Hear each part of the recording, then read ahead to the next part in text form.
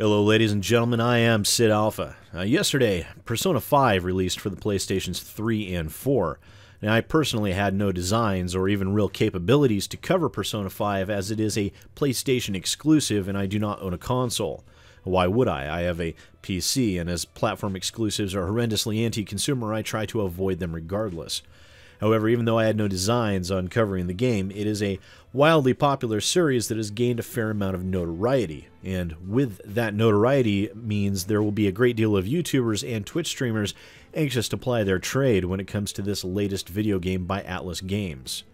However, Atlus, in keeping with Japanese games company's current understanding of online content creations, has issued the following informational release titled, A Note on Persona 5 and Streaming. And most of the release is pretty standard fare. Spoilers are bad, please don't spoil the game, which is perfectly understandable. Now, I don't object to the desire of some games developers not wanting key plot points, story twists, and surprises revealed to customers who haven't had a chance to get their hands on the game yet. Like a parent sitting there watching their young children opening presents on Christmas morning, their smiles and exclamations of surprise to delight over what they are getting can be tremendously rewarding, and given the grueling ordeal that it is to develop a game these days, that affirmation is the light at the end of the tunnel for a great many developers. But in this instance, Atlus has taken things a step too far. In this statement, they said the following. This being a Japanese title with a single playthrough story means our masters in Japan are very wary about it. Sharing is currently blocked through the native PS4 UI. However, if you do plan on streaming, video guidelines above apply except length. If you decide to stream past 7.7, I highly recommend not doing this, you have been warned.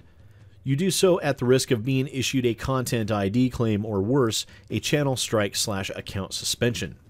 Now, what many people are also aware of is that YouTubers especially will be extremely sensitive to threats involving their livelihoods right now. Reason being that not too long ago, quite a large number of advertisers with extremely deep pockets pulled their advertising from Google over a story posted by the Wall Street Journal. As a result of that, YouTubers, myself included, have seen their income decrease to 1/3 or sometimes even less of what it was even 1 month ago. A lot of YouTubers, barely able to get by, will find themselves being forced to seek out other sources of income, which will mean less content on the platform. Some YouTubers may even go out of business.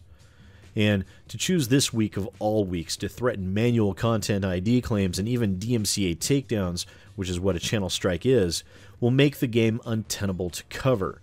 As a result of this, you will see far less coverage on Twitch and YouTube involving this game outside of those choosing to deliberately rebel against this and post the content anyways just to thumb their noses at Atlus's attempt to control the content being produced. However, as a warning to fellow YouTubers and Twitch streamers, there have been reports that Atlus's threats were not idle ones, and some channels have already had their content claimed or forcibly taken down.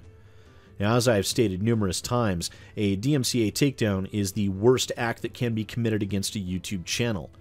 YouTube's policy is a very strictly enforced 3 strikes and you're out.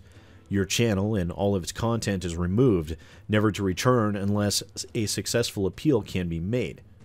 Unfortunately for the content creator, that appeal process takes an inordinate period of time and can cause irreparable harm to even a channel if the DMCAs are overturned. The fact that this company would so willingly threaten the livelihood of content creators shows how out of touch they are and how dangerous they can now be considered to YouTubers and Twitch streamers alike. Until this standpoint changes and an apology is issued to content creators for directly threatening them and their channels, Atlus and their content has earned a permanent boycott on my channel. They will not be spoken of again, and their content will not be covered unless and until those conditions are met, and I would urge other content creators to follow suit.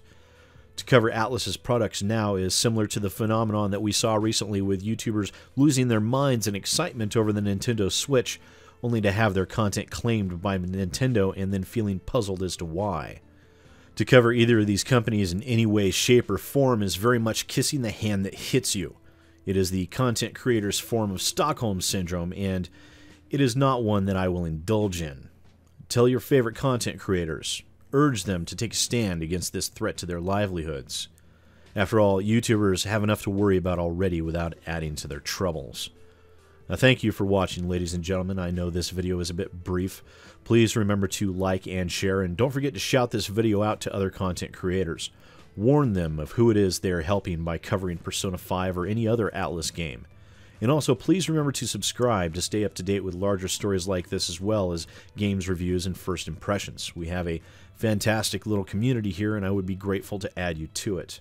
If you're interested in supporting the channel even further, then please feel free to take advantage of my Patreon and follow me on Twitter, Facebook, or Reddit. Links to those are in the description below.